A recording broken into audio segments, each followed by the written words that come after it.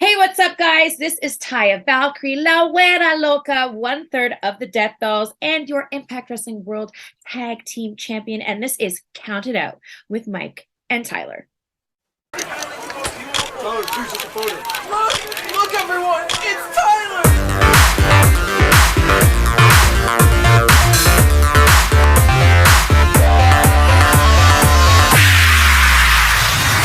Is it my eyes when you look at me? They are so gorgeous, they'll set you free. Could it be my walk?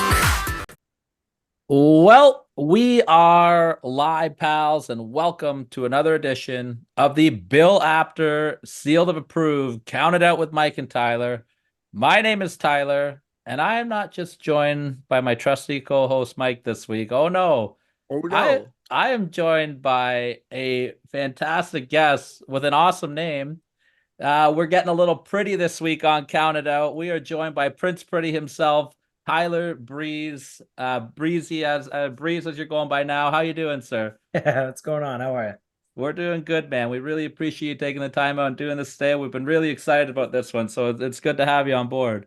Yeah, of course. All right, Mike, if you want to get us going here.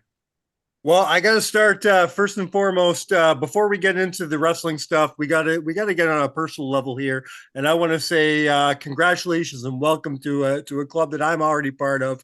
Only I want to say what was it, 6 to 8 weeks ago you had your first child? Yeah. So congratulations. Yeah, so congratulations on that brand new baby boy. I want to say. That's right. If I read that correctly, tell me what I know. It's still brand new. It's only a few months. Tell me what kind of changes in your life has this made for you already? You know what? I was just talking about this today actually. So I'm a very big animal person. I've always had dogs. I've always had cats. And they're very, very important, very special to me. So I make sure I take care of them. And if you ever tell someone who has a kid, oh yeah, I treat my animals just like humans, whatever. And they go, you don't understand. It's different when you have a kid. Well, I'm gonna be the exception there, and I'm gonna say it's exactly the same, and they are on the same level. And you take care of them just like you take care of your animals. You know what I mean? So in this first little bit, in the first 3 months so far, they are just like a puppy. You know what I mean? You got to keep your eyes on them. If you look away for 2 seconds, they're going to do something that you don't like.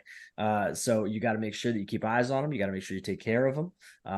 It's very similar. So I haven't changed a whole lot in what I do because I've been used to that with animals and stuff like that. A lot of it is just kind of getting confidence in, handling a tiny little person because I've never really been a big, baby person. So just even moving them around and stuff like that and making sure their head doesn't fall off is the whole thing. It's exactly it. I'm both a human dad and I used to be a dog dad. I'll tell you, whatever you do, the humans, you're not supposed to rub their nose in it if they pee on the floor. That's right. People frown on that. Other than that, you're right. Everything else is the same. Pretty close. I love that. Keep it at a personal level. A lot of people don't know this, or people either they do or they don't, or they just forget because you play your character so well. You play this California, Florida guy so well that people either forget or just don't know that you're just like us. You're Canadian. That's right. So I want to talk about that for a second. We're from Ontario. We're from just outside Toronto. Okay. We're in a hotbed of wrestling, and we have Sure. been for 20, 25 years. When people think of Canadian wrestling, they think of Toronto, they think of Montreal, they think of Alberta. I don't think people's minds go straight to British Columbia, though. Mm-hmm. So I'd like to know from you, what was it like growing up in Vancouver? What was the wrestling scene like there coming up? Did you have a bevy of indie wrestling there to see? And there might have been one there. I mean, I know, I wasn't really in the know when I first, found out about wrestling. I thought WWE was kind of the only show in town. I didn't even know about WCW or ECW or any of that stuff, let alone the independents. So I remember I saw like a poster one time for a company called ECCW, which was a bigger one out there, and just kind of going like, all right, what is this? Like, I don't know any of these guys. You know, it's not on TV. I have no clue about it, so I didn't really think too much about it. Never went to an independent show until afterwards, until until I was actually working. Oh, So wow. so all I really knew was, you know, WWE, and eventually I knew WCW, and then kind of started, you know, cluing in that there was other stuff out there, and I went, oh, okay, so there's wrestling everywhere. And then again, I didn't really clue into the independent stuff until I moved to Alberta to train with Lance Storm, and then I was on the independent scene there, and then I started reaching out to go, oh, okay, what's in BC? And, you know, around Vancouver there was a couple, but really there wasn't a lot. BC didn't have a ton of wrestling. Definitely not like, you know, Calgary, Edmonton, Winnipeg, Toronto. Like, there's a lot more wrestling there. I know now, I think the scene there now, I've seen a couple different promotions popping up that run pretty frequently. So they're probably right on par with, you know, the rest of the country. But yeah, I was completely clueless when I started. I love that. We kind of jump all over the place when we do our interviews here, Tyler. So something I'd love to ask, in doing my research, I saw that, and correct me if I'm wrong, the inspiration for the tassels on your boots, is that British Bulldog related? British Bulldog. Yeah. Yeah. So, I always thought it was cool. so now that we're at Royal Rumble season, do you have any fond memories of the famous British Bulldog Bizarre promo? Have you I seen that? don't know if I've seen that. Oh, Oh, so That's it's one of my favorites. yeah, so basically, and you'll have to look it up after. And we were talking to TJ a couple weeks ago. He was on the show and he told us the backstory on it. But he'd know. basically, Yeah, he'd know. it's Davey Boy's they're doing like the quick 10-second Royal Rumble promos, like back to back to Sure. back of everyone coming in. So they finish with Austin and he's walking in the hallway. Oh, I'm gonna whoop your ass. And then they cut to Davey Boy and he's walking into the building, dragging his suitcase.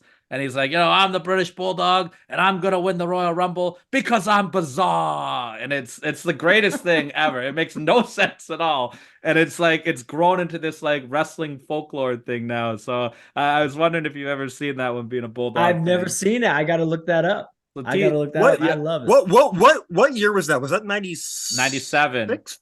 97 97? in Yeah. San Antonio, yeah. And TJ gave us the backstory that it was Jim Ross telling Davey Boy that he needed to be more bizarre and like more like Yeah. so of course Yeah. and he said that Davey ran with it the whole week at the house and it's a great story. Yeah, you have to Of ask course, TJ of about it course. next time you talk to him. Yep. That's great.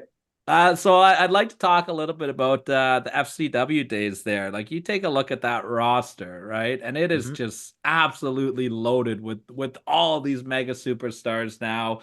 What were your first few days like after you got signed, getting settled in and getting into the routine with FCW?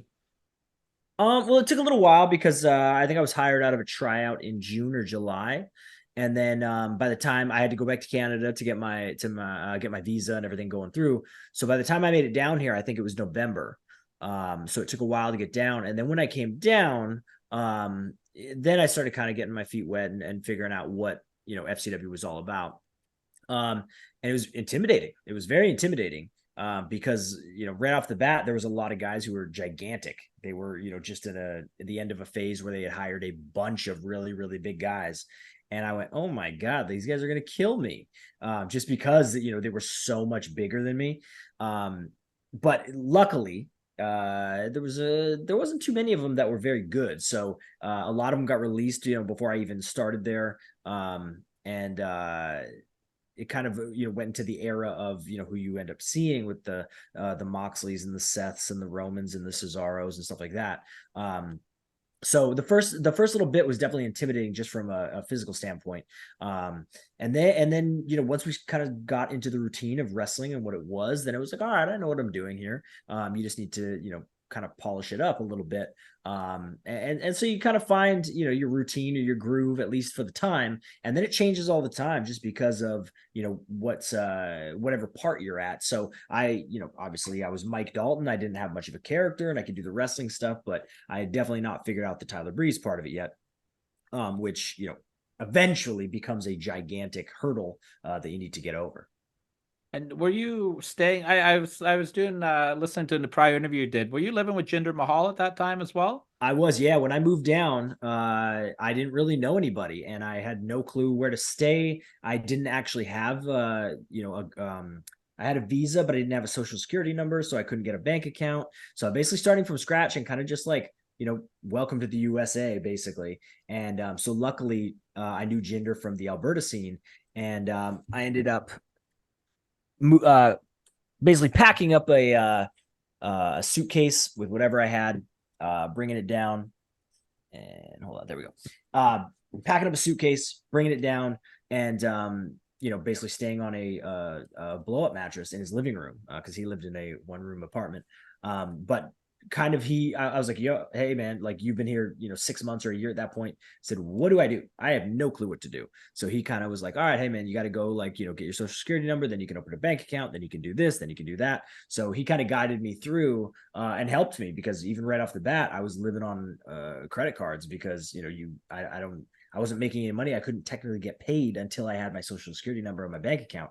So I think there was another, 4, 5, 6, 7 weeks that went by. So luckily he had a car and everything else. So he helped me out big time when I first came down.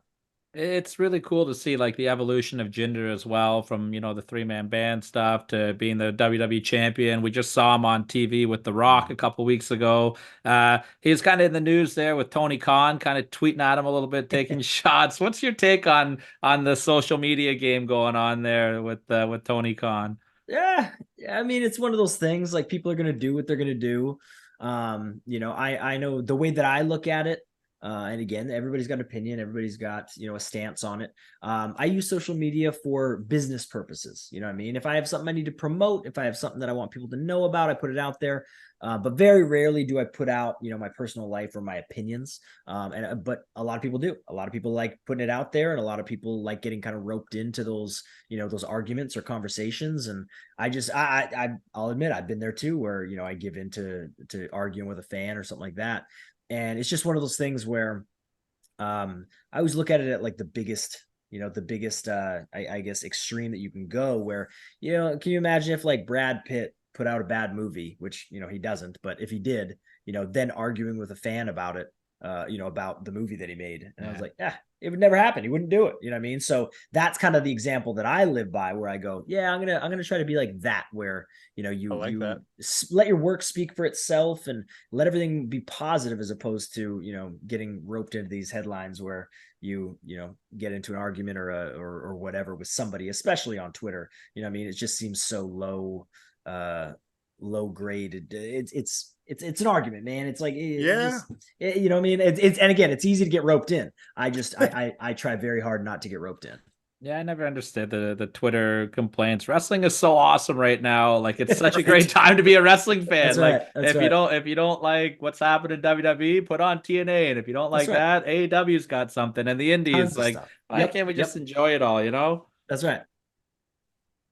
Tyler, you brought up FCW, so I want to stick there for a second. This is where you are, where you first meet Johnny Curtis, if I'm not mistaken. Oh yeah, I've heard you tell a story before where you spoke very highly of Johnny, where you're sitting in a bar with a bunch of FCW guys, and Johnny will just come in, buy a round of drinks, and then fuck off. Oh yeah, very cool stuff. So already your admiration level of Johnny is pretty high. So how are you feeling when they come to you and say, hey, we want you to do something with Dango right now? So it was cool, man. Especially like when I first got to FCW, to me, he was like the epitome of what a wrestler is. Like, I don't know if you guys have ever met him in person, but like, he's not a small dude, man. Like he's big. He's like, 6'3", 6'4", whatever. And like at the time he was like huge. And I was like, oh man, he's like a good looking dude. Like, again, he's just so cool without even trying. And then, on top of that, he was a badass wrestler. He was very, very good in the ring. So I went, whoa, man, that is like, that's a guy I would want on my show. You know what I mean? If I had a show. And so then, he got called up and he was doing the NXT stuff on TV, and then he was up on TV for a while. So I really wasn't in FCW with him for long, but I always thought that he was just really, really good.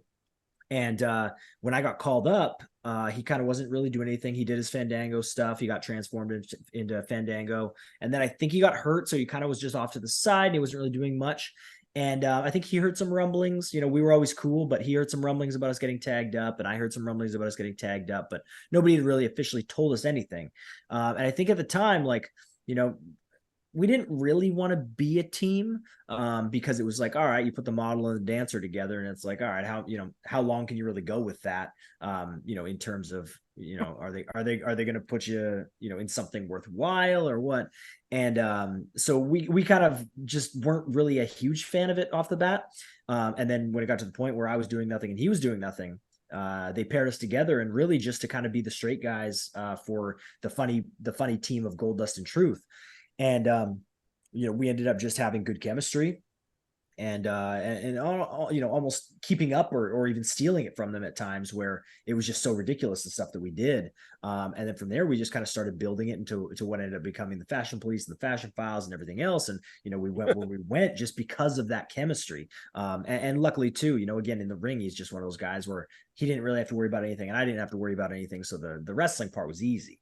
But really where the magic was when we, were just messing around outside of the ring, and people thought it was funny. We went, all right, there could be something more to this than just what we thought initially. You know what I mean? So we started off kind of not being all that for it. And then by the end, we were like, man, this is awesome. You know what I mean?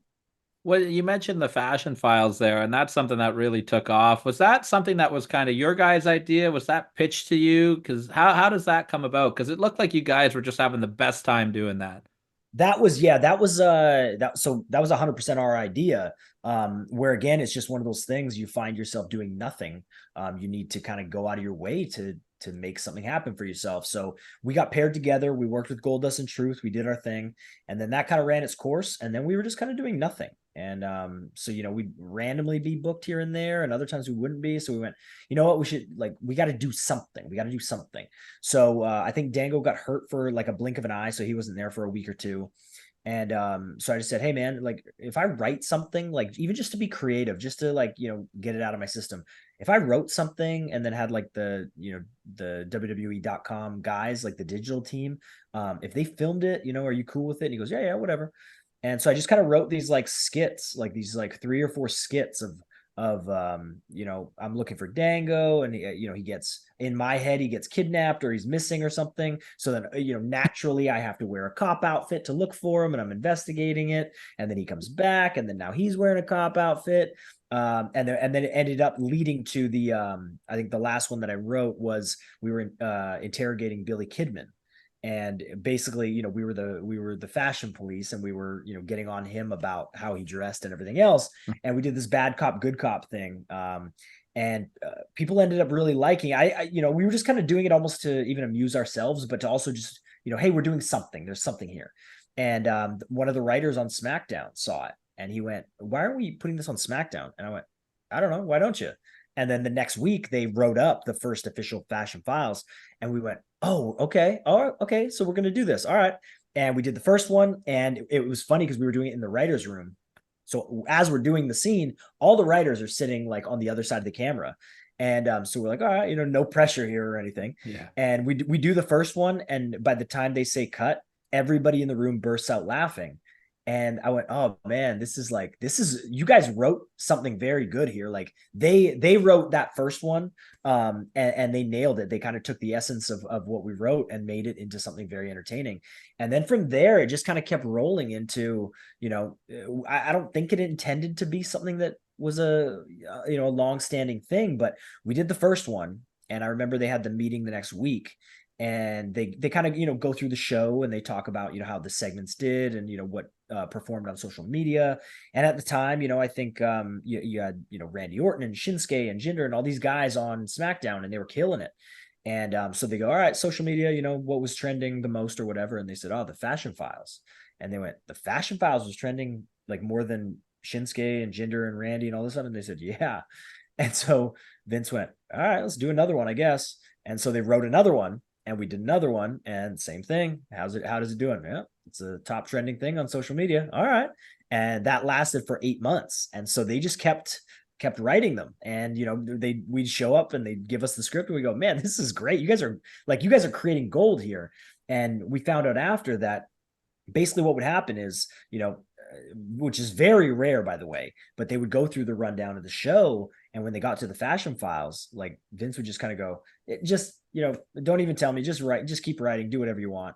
And so the writers who were working on it with us, they were having a blast with it because they kind of had, carte blanche to do anything that they wanted. So, the creative juices for them were flowing, and then watching us, perform they were having a blast. So the kind of the skits just got more and more ridiculous and more fun. And, everything was just flowing nicely. So between the writers and between the social media stuff and between me and Dango's chemistry and everything else, we got 8 months out of it with barely, I think we stepped in the ring maybe once or twice.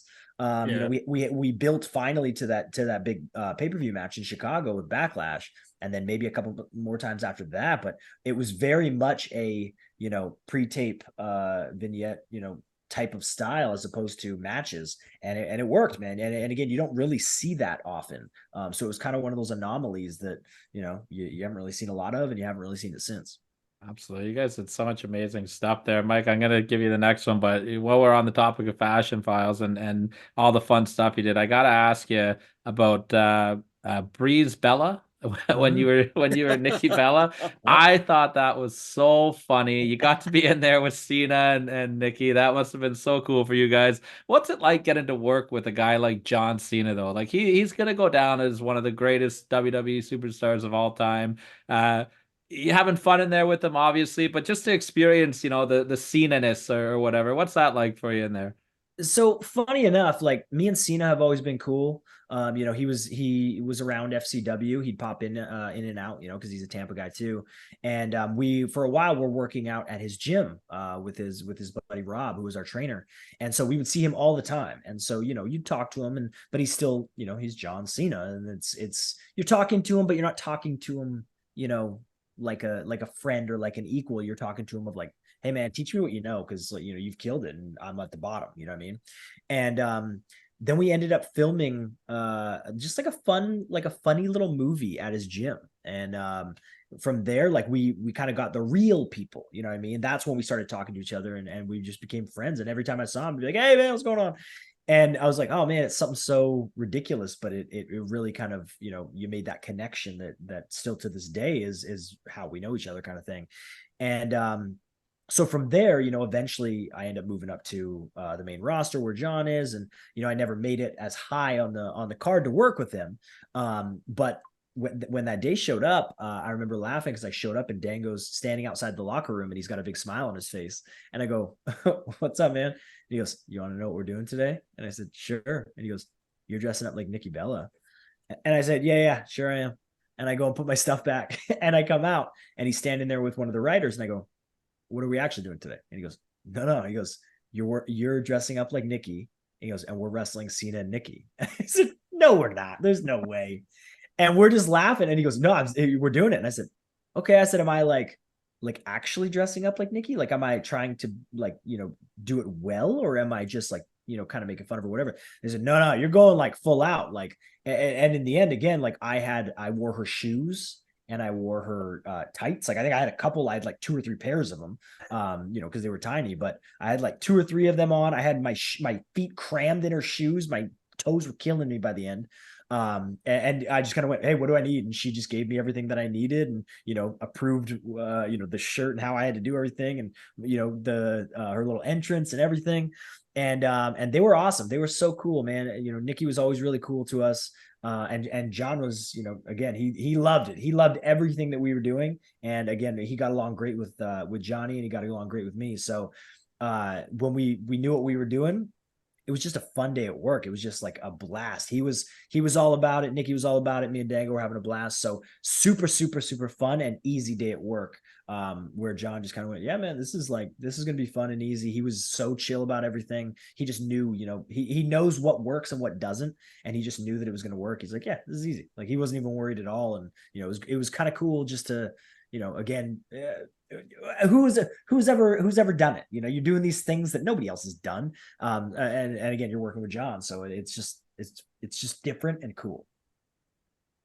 Well, you just built my own segue for me here because you said the phrase something no one else has done. Mm-hmm. I'm going to apologize because I know you've probably been asked this on every podcast you've ever been on, but how can I not talk about this when you are the only person ever to wrestle Jushin Thunder Liger on a WWE pay-per-view? We Yeah. need to talk about this for a second because this is big for marks like us, for wrestling fans. To see Liger on WWE TV was a very cool thing. So to be the man to do that, we need to talk about this because I know you were a wrestling fan before you were a wrestler. Oh yeah. So there's got to be, I know as a professional you try not to mark out, but I have a hard time believing you're gonna sit there and tell me there wasn't a little bit of mark out moment getting ready for this. So bring me through this. Let's start at the beginning. Who told you that you were going to be wrestling Jushin Thunder Liger in Brooklyn? Finn Balor, actually. Finn told me. So which I didn't know. So again, it's kind of one of those things which I guess seems to be a pattern now that I actually start saying it out loud. But you hear something and you go, yeah, no, like yeah, sure that's happening, but it does happen. But so at that point, I had kind of worked with a lot of people. I'd done a lot of stuff in NXT, almost to the point where where do you go from here, kind of thing. Mm-hmm. And so I remember even just kind of saying, I think maybe to Triple H, hey, what's the plan moving forward here? Like, who do you want me to work with next? And he goes, He's like, well, you're getting close to working with everybody here. He's like, I'm working on something a little special. He goes, just bear with me. I said, okay. So maybe like a week or two later, I still hadn't heard anything. And Finn comes up and he goes, hey man. And he goes, you're working with Liger. And I said, like who? Like, is that like a new guy at NXT or like, who is this? And he goes, no, like Liger. And I went, I said, no, he doesn't even work here. And he goes, I'm telling you, man, he goes, he either trained Finn or helped train Finn. Okay. And that's why Finn had the connection. So Finn reached out and asked him. And I guess he was open to it and they made it work. And he went, yeah, no. He's like, you're going to work him at TakeOver. And I went, all right, sure. Yeah, whatever you say. And then I think it was the following week we had TVs and, they told me, they said, hey, so you're going to have this match and then you're going to put this mask on this guy. And I was like, oh, okay. So this is like, we're actually doing it. And I think Regal came out and he cut the promo and put Liger up on the screen. And, it was just one of those things. And I went, whoa, this is cool. And at the time I wasn't even thinking of, I'm his only match ever in WWE. I'm just thinking, yeah, this is cool. And then, maybe he's there now, or maybe this is like a one thing that leads to a two thing kind of thing, or maybe I go to New Japan and I work with him. Like, who knows? You know what I mean? It's just kind of WWE doesn't do that, right? They don't do these one-offs. That's right. You don't see that. Yeah. At that point, like we weren't really kind of intermingling, and there wasn't, it was kind of unheard of like, what are we doing here?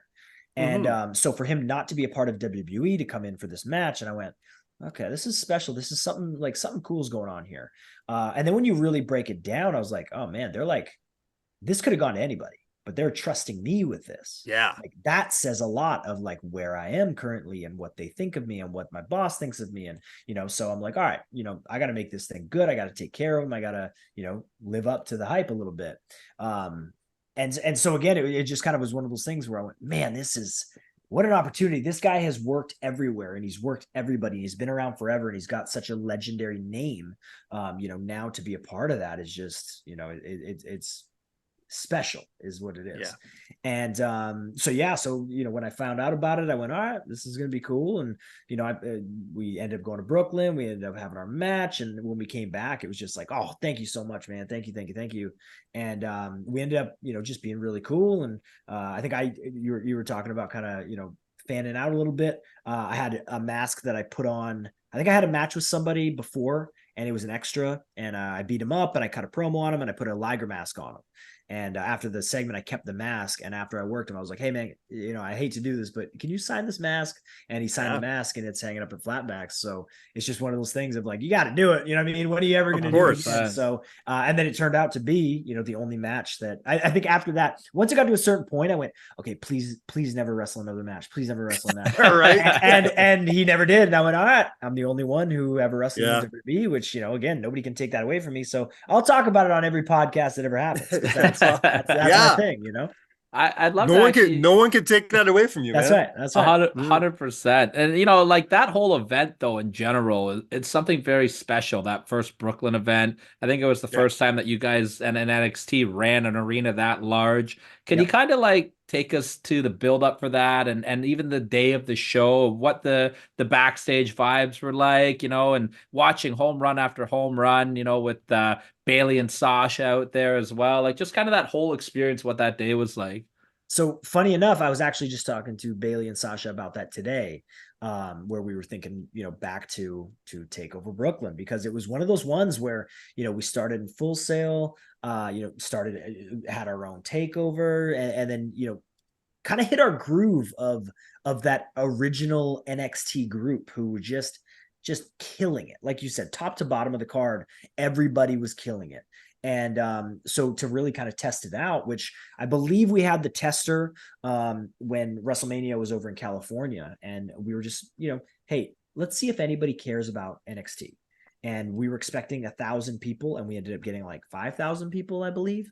They just kept putting chairs out for, it was just a live event. It was just a live event, but I wrestled Kenta on it, and Vince showed up, and everybody showed up, and it was just kind of a tester of like, oh man, okay, there's something here, and people showed up and they were excited for it. So then I think after that we did Takeover Brooklyn, and that was a big one because not only were we putting on a takeover that wasn't at Full Sail, but now we were going to run the SummerSlam venue before SummerSlam. And so this is where you really see, because again, there's 15,000 people there, or there could be. Is there any legs to what we're doing, or are we just kind of sitting there patting each other on the back? And all of a sudden, we have the same arena that's going to be full for SummerSlam is full for NXT Brooklyn, and I know everybody was dying to be on that card and dying to be on part of Takeover Brooklyn, that first one. And if you go back and you watch, man, like what a good group of performers and people that they just killed it, man. Like that's the one I always talk to Sasha and Bailey about, is like, man, you guys delivered. And it's still like, it's on our board at Flatbacks of like, hey, you should probably watch this match because this match is very, very good. Again, even me and Leg were the opener, and it's just everybody was feeling it, and everybody was young and hungry, and they were figuring out who they were and in their groove, and we killed it. And then we just went, all right, what's the next thing you got for us? And we just kind of kept rolling, man. So that was really a big turning point for NXT, and really just people figuring out what we had to offer at the time. Mike, you got something on tap there? Always. We're pulling the Canadian. We're just all so polite. We just wait for each other to ask the question. There you go. Well, while we're on the subject of legends, let's talk about legends, because you were trained by a legend as far as we're concerned. I'm originally from the town of North Bay, Ontario, and we have a gentleman that we love to call a hometown boy named Lance Storm. Sure. And you spent a lot of time with Lance. Not only was he a trainer, but I've heard you talk very highly of Lance as a human being on other podcasts. That's right. What led you to you could have trained anywhere. There's a lot of very reputable schools in Canada. What led you to Lance's school? Honestly, it was dumb luck. So I didn't really know. Again, I was kind of clueless when it came to wrestling and how to get into it even. So the only thing that I knew was that WWE had a developmental territory at the time, was OVW in Louisville. Mm-hmm. And so I went, all right, I guess that's where I need to go to learn how to wrestle, because I don't know of any other place. So I was talking to them. I was looking at their course. I was talking to the receptionist who was kind of cluing me in on like, yeah, you can't work down here, so you got to save your money and blah, blah, blah. So my plan was to go to OVW and learn how to wrestle, because that's, again, it was associated with WWE. And in reality, I had no clue there was even other wrestling schools out there. So then I'm going, oh man, okay, it's going to take me forever because I got to save up money. I got to be down there for like 3 months, and, I can't work. And I think it was just, one thing that led to the other. And I went, oh, what is this? And I saw, Storm Wrestling Academy, and it just so happened to be a province over. And I went, oh man, not only did I grow up watching Lance, so I know that he's good, but it's also right next door and I can work. Oh man. Yeah. I'm okay. That's where I'm going. And so I remember I emailed him, and he had one spot left in his January course. And I said, yep, I'll take it. And I think that was I graduated in June or July or whatever. Moved over to Alberta in November or December, and then started with him in January. And so again, I just kind of stumbled upon it and managed to sneak my way in. Yeah, it's funny you mentioned how you have your Liger mask signed. I'm a bit of a collector myself, and one of my favorite possessions that I own is when Lance closed his school down, he sold all of his turnbuckle pads. And I bought one and he signed it. So I have an official Lance Storm school turnbuckle pad that Oh, I'm that's sure cool. I'm sure you felt a couple of times sitting in my yeah. display case right now. So that's my fun little collector there. That's cool.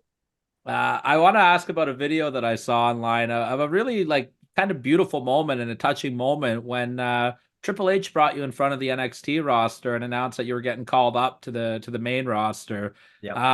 How cool was that for you? Because you paid your dues and then some in the developmental territory. You've spoke many times how you always thought that you're going to be the next one to be released. You totally reinvented yourself with this amazing Tyler Breeze character. You get shown this respect in front of by all of your peers and by Hunter. What that moment mean for you, and what was your working relationship like with Hunter, and how important has he been to you as well? So me and Hunter, like we ever since NXT, we've always been cool. So we've always, I was always a lot closer with Hunter than I was with Vince. And that was just because, again, we grew up in the system. We grew up in his vision of what he wanted NXT to be. So he was very hands-on. You saw him all the time. And, again, he saw the evolution of what, I went from into becoming Tyler Breeze and where I ended up going. So we've always worked together very well. I think he's always kind of, been a good guide of, if I ever had questions, if I ever needed advice, he very much, I think, sees the hard work that people put in. And he definitely saw the hard work that we as a crew put in for NXT at that time. So we always got along no matter what. We were always cool. We always got along, and he was always a fan of what I was doing.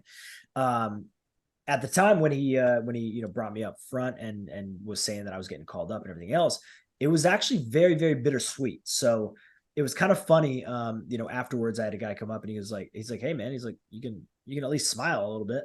And it was like, I'm not mad about it, but it is a little bit of sad because, we built something so special and, NXT was killing it and the crew there was so good. And I got all my friends there and, getting called up to Raw and SmackDown, that's where you want to be. And that's the big show. But, it kind of sucked, leaving what you built and what you were a part of.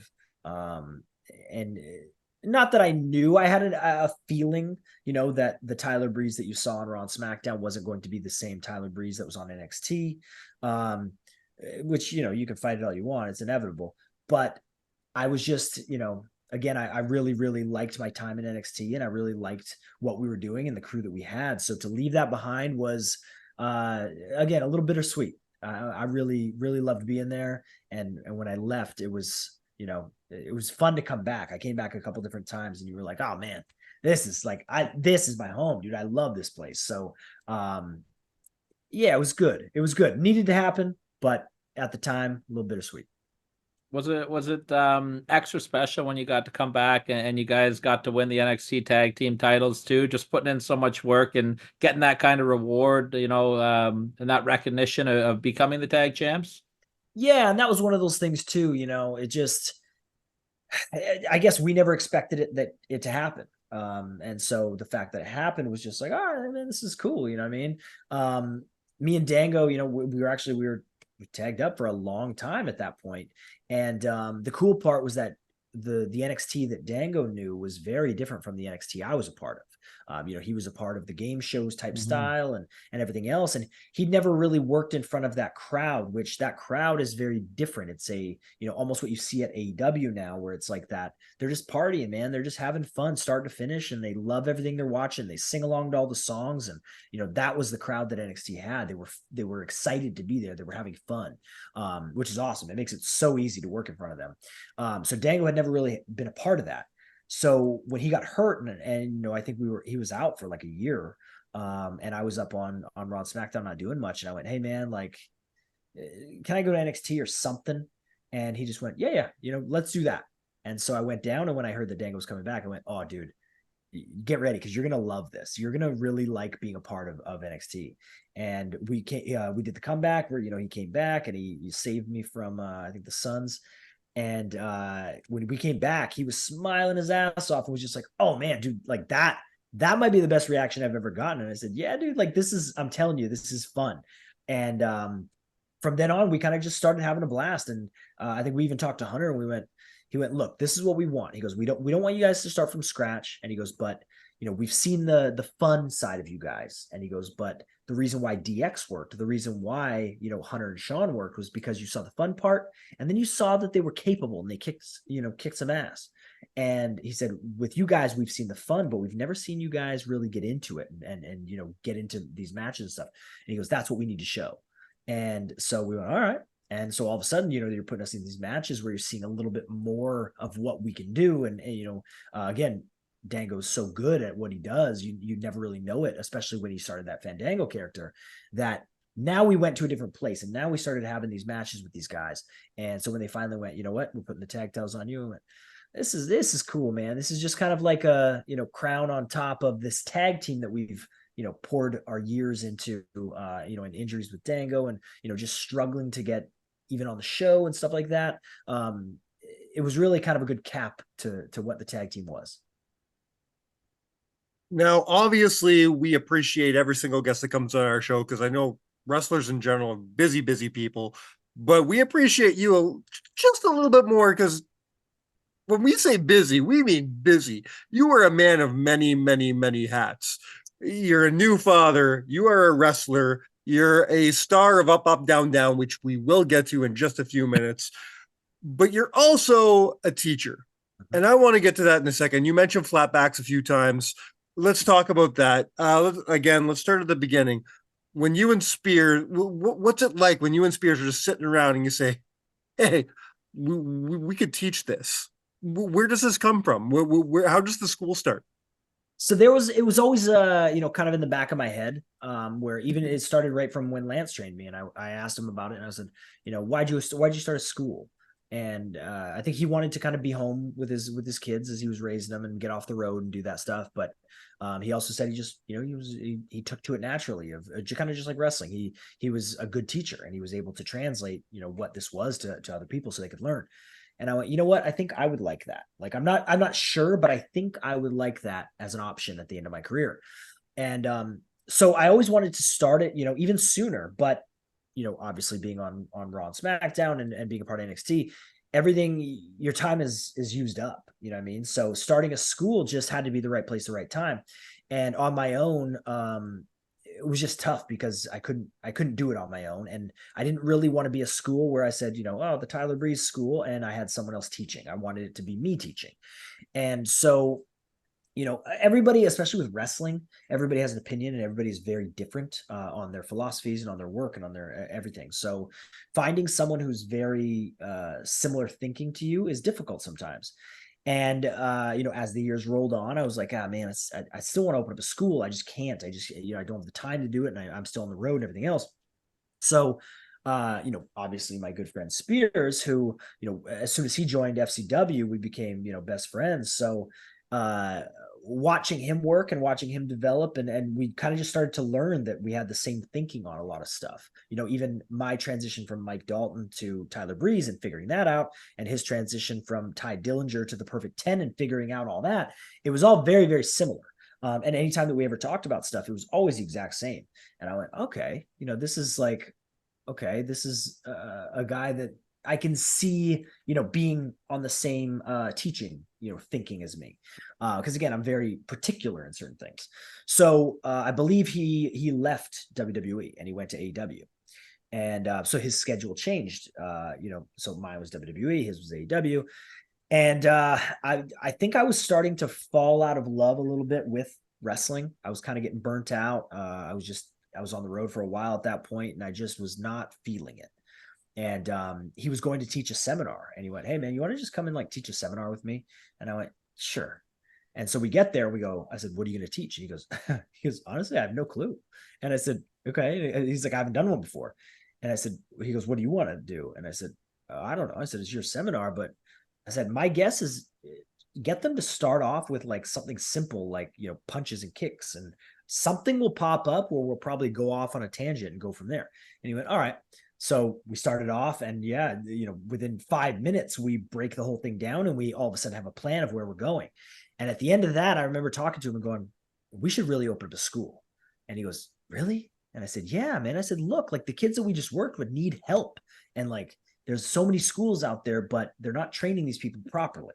You know, and again, it's nothing against the school. It's just that these people haven't made it to a, you know, WWE level to pass that knowledge along. They're passing along what they know, but they don't know, you know, how to wrestle for cameras and how to wrestle for time and how to wrestle on TV, which is two very different things. So I said, we should open up a school. And he goes, you know, I just don't know if we'll be able to. And I said, between your schedule and my schedule, I said, I bet we could do it, because, you know, your schedule is way different with AEW than mine is at WWE. I said, between the two of us, I guarantee we could make it work. So we kind of jotted down some ideas and a timetable and, you know, what we were going to teach and stuff like that. And I went, you know what, this can work. This can really work. And I don't know about him, because he was still, you know, he'd just gone to AEW and he was motivated and he was, you know, feeling it. But I was down, man. I was just, you know, not feeling what I was doing. Dango was out, and I just was not feeling wrestling at all. And that seminar kind of revitalized me a little bit. And I went, you know what? Like, I need this. I need to get back to wrestling, because the wrestling isn't the problem. The wrestling is always awesome. You know what I mean? And so I think we looked at a couple different things. We looked at a couple buildings, and within probably a month of doing that seminar, we opened up the school and started our first class. And as soon as we did it, we went, oh man, I'm so happy that we started this, because it just, again, it reinvigorated us a little bit. And watching the light bulbs go off in people, and, you know, the fact that people were actually signing up and everything else, we went, okay, there's something here. And this is, you know, technically most people's retirement plan after wrestling. So we're still wrestling and we're teaching.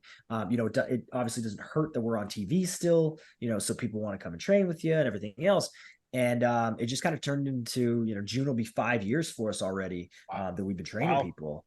And it's just very, very fulfilling to figure out, you know, how to get through to people, and how to really get those light bulbs to go off, and to see them go on and do other things. You know, I know for me and Spears both, it's just very, very satisfying to watch it happen and to be a part of it. What I love so much. Sorry, Mike. I just was gonna jump on top of that there. But what I love so much about your guys' school too is, if you take a look at like kind of who's helped guide you guys and trained you along the way, it's almost like a royalty list. You have people like Steve Kern at FCW, Lance Storm, working the NXT system so closely with Hunter. And another guy who I'd love to hear a story about it, if you have any good ones, is the American Dream, Dusty Rhodes. You know, you just don't get the lessons like that anymore. What's some good Dusty memories that you have, whether it's something he taught you or just a fun story of hanging out with them? Well, so like, we worked with Dusty for years, and it was always funny because like it would always just spiral off into, you know, a gem of knowledge or a story, you know, that would make you laugh from whatever the conversation was. It was never just a normal, you know, hey, how are you? Oh, good. How are you? It was never that. It was always, you know, something more. And it just seemed like he was having fun with every conversation that he had. But my biggest one with him was probably the whole invention of Tyler Breeze, where, you know, I think at that point I was struggling a little bit. I wasn't doing very well. I had a evaluation that ended up being the worst evaluation of all time. And I remember just thinking, okay, I'm getting fired. There's like, this is it. And Xavier Woods ended up helping me make 3 videos of different characters. And I emailed them to every single, you know, WWE email that I had. Everybody from the top down. And I just went, you know what? I'm just trying something here. And I sent these 3 videos with just, you know, hopes and prayers. And Dusty is the only person who emailed me back. And he went, hey, he goes, you might have something with this Tyler Breeze thing. Let's talk. And I said, okay. So next day I went in and we were chatting, and he went, you know, tell me a little bit more about this. And so we started kind of piecing together what it ended up being. And at that point, I had never really been a promo guy. I was never really a talker. I could wrestle my ass off, but I could never really add a character to it or make it matter. And, you know, obviously that was one of Dusty's strengths. So he went, you know, try this in promo class and just try to see if you can put legs to this thing. And I said, all right. So I wrote up a promo and I did it in promo class. And as soon as I was done, he burst out laughing and he went, there's something here, because this is the first time that I'm seeing you kind of open up and actually have fun with this. And I went, oh man, like I didn't know I didn't know I could do this. I didn't know this doesn't feel like wrestling to me. And he goes, that's where, like this is the good stuff. And I went, okay. And, from then on, he was kind of a guiding force of, this Tyler Breeze character is good and there's something here and you guys need to do something with it. And so he would push for it. And, that's where it ended up getting on NXT. And that's where we kind of ended up going with it. But again, if he would never returned that email, I would have never heard from anybody. So he was kind of the first step in getting Tyler Breeze to actually become a thing. Now, I did mention it. Oh, so I was going to say, sir. Mike, you got one more, and then we'll. I We're did. usually much I better did. at this. I promise. love it. I love it. I did mention we need to talk about up, down, down before we go, because that is what you're working on currently. This is where we can find Breeze on a regular basis, is with up, down, down. I'm not going to go into the history of it. If anybody's watching this show, we're a bunch of nerdy people. People know what up, down, down is. They watch it on a regular basis. They know. When I told my my group of close friends that you were coming on the show, all I got was text saying, "Get them to hook me up with a set of Uno cards." That's the only thing I got from all my friends. So they know you're on that show. So my question is, where are we going from here? What are we expecting from up, down, down? We're getting really close to the road to WrestleMania. Now that WWE has their hands all over the product, can we expect up, down, down to be around WrestleMania? What do you plan on doing that weekend? It depends. So I haven't heard anything yet about WrestleMania, but I would assume that we're a part of it. We normally are. Yeah. Up, down, down now. I think we're getting close to like 10 years, man, that we've been doing stuff. Seriously? Yeah, yeah, we're getting close. So God, I'm old. It's crazy, right? But yeah, no, so we're always a part of usually all of the events that are going on. Anytime that all the talent are together, we're always thinking of something to film or to get everybody involved. I know that Woods, one of Woods's goals with up, down, down was to kind of give a platform to people who don't really get that platform on TV. So, myself being one of them, where we got to go on and you kind of see these different sides of the personalities, right? So you've seen, a million people pass through who all of a sudden they get to talk and they get to be funny and they get to, be competitive, and you get to see all these different sides that you wouldn't see otherwise. So it really became a vehicle to kind of get people some exposure. And so again, we've always been a part of if we're at Raw, if we're at SmackDown, if we're at NXT, whatever, we set up the camera and we start filming some stuff. So I know even with Rumble coming up, with Rumble this weekend, we have, I think they just announced today, we have Fanatics Live, which is a new thing that I've been doing, but it's a part with up, down, down. It's a partnership where, it's basically, I don't know if you guys know it or not, but it's an app called Fanatics Live, and it's like a live selling and chat and everything at the same time. So you can download the app, you can get in, you can bid on, you were talking about being a collector. You could bid on these one of a kind items that are, signed or from certain events or stuff like that. Or you can also just hang out in the chat and hang out with me and whoever the guests are. So I know that we're there all throughout Rumble, and we've got a Fanatics Live going on. We will definitely be filming more up, down, down stuff. They just announced WWE 2K24. Which of course, as you've seen, we still have my GM on there, which, as you saw last year, me and Creed were very much a part of, which we're a part of it this year too. So it's always up, down, down, kind of keeps rolling forward. So I know that there's more stuff going on, especially now with WWE just continuing to expand, man. They just look for the next thing and how to become more global and how to grow. And they're very good at, seeing where opportunities are and going, what would fit right here? Oh, these two, Creed and Breeze, put them on that. Yep, cool. And we're in. You know what I mean? So when it comes to up, down, down, we're always ready to kind of do the next thing. And as of now, the focus is kind of on Rumble, and then it goes to Mania, and then again, we just keep going. You know what I mean? So I always Fantastic. like back in the day when you guys did the Madden tournaments and watching Seth and AJ Yeah. just freak out when they would lose. That was Oh, it was so great. fun. It was great. I don't know if AJ's been on in a while because yeah, he's a hothead, man. He and I try so hard. I love when people get mad. It's just so funny. So when we do stuff with him, like I have to just cover my face because he gets mad and he throws things and he almost flipped the table and I was laughing my head off, man. It's funny because he never swears. good. He's always like Never. freaking, Right? and Always. it makes it even Yeah. better. But he's Yeah. livid. He is so irate, dude. It's great. I It's love great. that. Tyler, you've been fantastic with your time today. I feel like we just got started. This hour has flown by. I have a million more things we could talk about, but I'll end it on this note here. It's something I like to ask every one of our guests to kind of bring down the interview here. You've done so many amazing things, inside the ring and outside with up, up, down, down, and whatever. When you just kind of think back, over everything, what's a moment for you that just makes you smile or makes you happy? It could be something as small as like a house show moment, or it could be as big as the NXT takeover with Liger, but something that just personally makes you happy.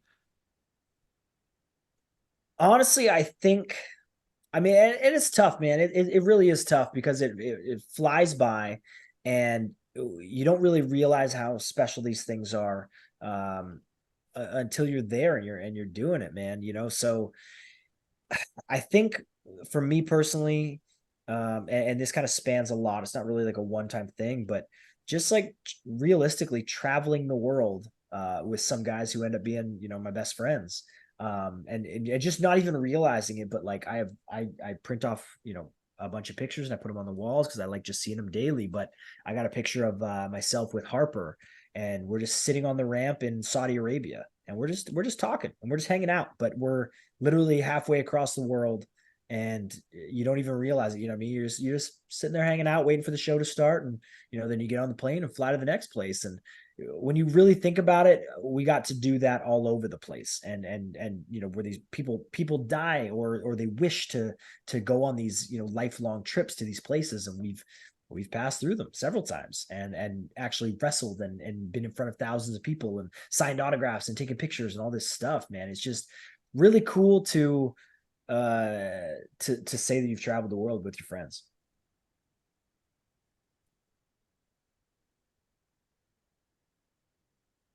That's That's it. That's all I got. Yeah, no, that's awesome, man. I'm gonna throw it to Mike to take us home, man. I will repeat, Tyler, and say we thank you for your time. You have been so gracious with your time. Again, a man of many hats. I'm sure you got to turn this off and go change a diaper at the very least. But thank you so much for being here. For those who don't know, go check him out on Up, Up, Down, Down. If you haven't watched it, you have 10 years of stuff I just learned to catch up on. That's right. 10 years. Jesus. Or, go to WWE.com and just watch the bevy of fantastic matches that Tyler Breeze has had. Until then, on behalf of Prince Pretty himself, thank you so much for being here. You have all been counted out.